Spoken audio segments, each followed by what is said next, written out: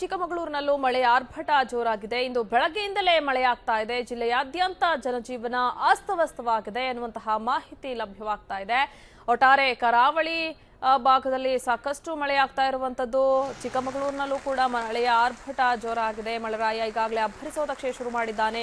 ಇವತ್ತು ಬೆಳಗ್ಗೆಯಿಂದಲೇ ಸಾಕಷ್ಟು ಮಳೆಯಾಗ್ತಾ ಇದೆ ಎನ್ನುವಂತಹ ಮಾಹಿತಿ ಲಭ್ಯವಾಗ್ತಾ ಇದೆ. ಈ ಕುರಿತು ಮತ್ತಷ್ಟು ಮಾಹಿತಿಯನ್ನ ನೀಡ್ತಾರೆ ನಮ್ಮ ಪ್ರತಿನಿಧಿ ಚೇತನ್ ಬೇಲೇನಹಳ್ಳಿ. ನಮ್ಮ ಜೊತೆ ದೂರವಾಣಿ ಸಂಪರ್ಕದಲ್ಲಿದ್ದಾರೆ. ಚೇತನ್, ಚಿಕ್ಕಮಗಳೂರಿನಲ್ಲಿ ಯಾವ ರೀತಿಯಾದಂತಹ ಮಳೆಯಾಗ್ತಾ ಇದೆ? ಇವಾಗ ಮಳೆರಾಯ ಕೊಂಚ ಬ್ರೇಕ್ ನೀಡಿದ್ದಾನಾ, ಹೇಗೆ ಅಂತ?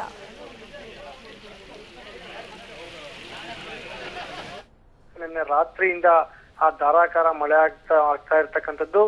ಪ್ರಮುಖವಾಗಿ ಮಲೆನಾಡು ಭಾಗವಾದಂತಹ ಶೃಂಗೇರಿ, ಎನ್ನಾರ್ಪುರ, ಕೊಪ್ಪ, ಬಾಳೆಹೊನ್ನೂರು ಭಾಗದಲ್ಲಿ ಸಾಕಷ್ಟು ಮಳೆ ಆಗ್ತಾ ಇರ್ತಕ್ಕಂಥದ್ದು. ಹೀಗಾಗಿ ಏನು ನದಿಗಳ ಹರಿವಿನ ಮಟ್ಟದಲ್ಲಿ ಈಗ ಹೆಚ್ಚಿಗೆ ಆಗಿರ್ತಕ್ಕಂಥದ್ದು. ಪ್ರಮುಖವಾಗಿ ನಿನ್ನೆ ರಾತ್ರಿಯಿಂದಲೂ ಈವರೆಗೂ ಸಹ ಆ ಮಳೆ ಧಾರಾಕಾರವಾಗಿ ಸುರಿತಾ ಇರ್ತಕ್ಕಂತಹ ಪರಿಣಾಮ ಏನಪ್ಪಾ ಅಂತಂದ್ರೆ ಜನಜೀವನ ಸ್ವಲ್ಪ ಅಸ್ತವ್ಯಸ್ತ ಆಗಿರ್ತಕ್ಕಂಥದ್ದು. ಮುಂಜಾನೆ ಏನೋ ಶಾಲೆಗೆ ತೆರಳುವಂತ ಮಕ್ಕಳಾಗಿರ್ಬೋದು ಅಥವಾ ಆಫೀಸ್ಗೆ ಹೋಗುವಂತಹ ಏನು ಸಿಬ್ಬಂದಿಗಳಾಗಿರ್ಬೋದು, ಇವರಿಗೆ ಸಹ ಒಂದಷ್ಟು ತೊಂದರೆ ಆಗಿದೆ ಅಂತಾನೆ ಹೇಳ್ಬೋದು. ಪ್ರಮುಖವಾಗಿ ಈ ಮಳೆಯ ಎಫೆಕ್ಟ್ ಏನು ನೈಋತ್ಯ ಮತ್ತೆ ಪದವೀಧರ ಶಿಕ್ಷಕರ ಚುನಾವಣೆಗೆ ಸ್ವಲ್ಪ ಎಫೆಕ್ಟ್ ಆಗಿದೆ ಅಂತಾನೆ ಹೇಳ್ಬೋದು. ಪ್ರಮುಖವಾಗಿ ಬೆಳಿಗ್ಗೆನೆ ಏನು ಮಂದಗತಿಯಲ್ಲಿ ಮಳೆ ಇದ್ದ ಕಾರಣ ಮಂದಗತಿಯಲ್ಲಿ ಮತದಾನ ಪ್ರಾರಂಭವಾಗಿರ್ತಕ್ಕಂಥದ್ದು. ಪ್ರತಿಭಾ.